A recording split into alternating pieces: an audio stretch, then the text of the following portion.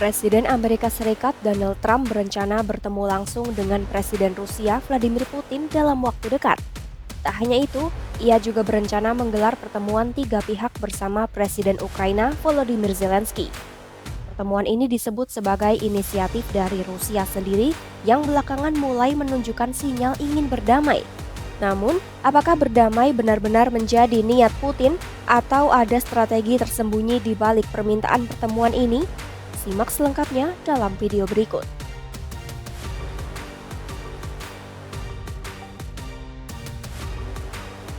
Rencana pertemuan ini disampaikan Trump pada Rabu 6 Agustus 2025 dalam panggilan telepon dengan sejumlah pemimpin Eropa termasuk Zelensky. Pertemuan ini disebut akan berlangsung secara terbatas, paling cepat minggu depan, hanya antara Trump, Putin, dan Zelensky tanpa melibatkan negara-negara Eropa lainnya. Saat ditanya apakah Rusia dan Ukraina sudah setuju, Trump mengatakan ada kemungkinan besar mereka akan menyetujuinya. Well, there's a very good prospect that they will, and we haven't determined where, but we had some very good talks with President Putin today, and there's a very good chance that we could be ending the end of that road. That road was long and continues to be long, but there's a good chance that there will be a meeting very soon.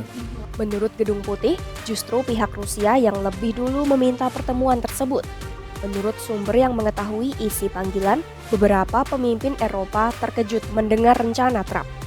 Mereka bahkan sempat meragukan apakah rencana itu akan berhasil. Namun, sumber lainnya menyebut Eropa tampaknya tetap mau mendengar dan mempertimbangkan langkah Trump. Trump sendiri membagikan sebagian isi panggilan tersebut lewat unggahan di media sosial Truth Social. Ia menyebut utusannya Steve Witkoff telah bertemu dengan Putin selama beberapa jam di Rusia pada Rabu itu. Meskipun tidak menyebut langsung soal rencana pertemuan puncak, Trump menegaskan semua pihak sepakat bahwa perang ini harus segera berakhir. Ia juga menyebut upaya perdamaian akan dicapai dalam beberapa hari dan minggu mendatang.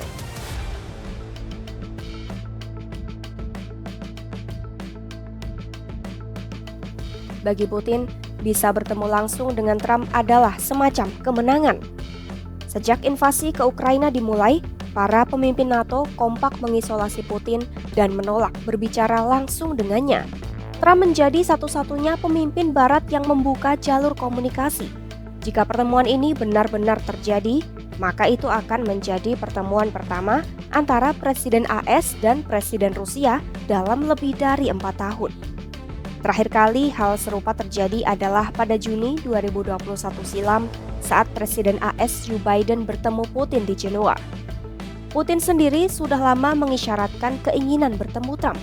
Pada Januari 2025, ia mengatakan kedua pemimpin sebaiknya bertemu dan berbicara dengan tenang tentang semua kepentingan AS dan Rusia. Namun dalam beberapa minggu terakhir, juru bicara Kremlin membantah adanya rencana pertemuan dalam waktu dekat. Sementara itu, Zelensky memberi sinyal Rusia mulai menunjukkan sikap lebih terbuka terhadap gencatan senjata. На дзвінку були європейські лідери. Я вдячний кожному за підтримку. Ми обговорили, що звучало в Москві. Схоже, Росія тепер більше налаштована на припинення вогню. Тиск на них спрацьовує. Але головне, щоб вони не обманули нас в деталях, ані нас, ані Сполучені Штати. Meski Rusia mulai memberi sinyal ingin berdamai, banyak pihak meragukan ketulusan Putin. Tindakan-tindakannya terlihat sangat strategis dan cenderung dimaksudkan untuk memperkuat posisi Rusia, bukan semata-mata untuk mengakhiri perang.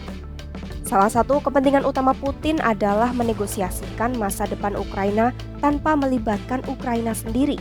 Pakar Rusia menilai Putin ingin konflik ini dibingkai sebagai urusan antara negara adidaya, yaitu Rusia dan AS, tanpa intervensi Eropa atau kehadiran NATO.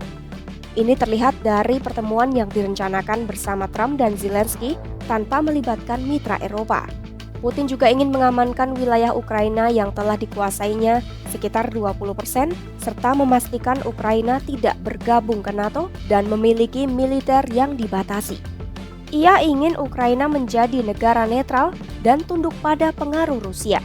Kepentingan lainnya adalah membuka kembali pembicaraan soal pengendalian senjata nuklir seperti perjanjian New START. Putin berharap perundingan dengan Trump bisa mencakup isu senjata nuklir, lokasi penempatan senjata, hingga senjata teknologi baru seperti berbasis AI. Ia ingin menegosiasikan ulang stabilitas strategis, tapi dengan syarat-syarat Rusia. Strategi ekonomi juga tidak lepas dari perhitungan Putin. Ia paham bahwa dalam perspektif Trump, ekonomi adalah bagian dari peperangan. Maka, membuka pintu damai bisa menjadi cara Putin untuk mendorong pelonggaran sanksi atau menciptakan tekanan ekonomi baru terhadap Barat. Banyak yang menilai langkah Putin bukanlah bentuk niat tulus untuk mengakhiri perang, melainkan strategi untuk memperkuat posisi Rusia. Pertemuan dengan Trump dan upaya meminggirkan peran Eropa dipandang sebagai cara Putin untuk membingkai konflik ini sebagai urusan antara dua negara adidaya, sekaligus menghindari konsekuensi internasional yang lebih besar. Akankah diplomasi ini membawa damai atau justru menjadi bagian dari strategi Putin untuk menang dengan cara lain? Pantau terus perkembangannya hanya di YouTube Kompas.com.